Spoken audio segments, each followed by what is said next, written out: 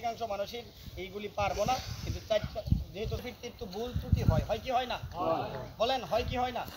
আমিও এলাকার ছেলে, আমারও ভুল হইতে পারে কি পারে না?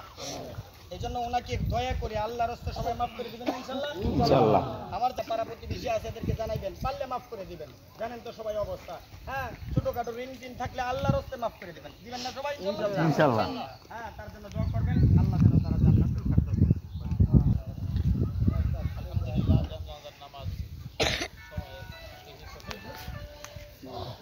এলাকার মৌলানা সাহেব আলোচনা করছেন, যেগুলি আলোচনা করছেন আমরা সকলে এগুলি আমল করার চেষ্টা করি।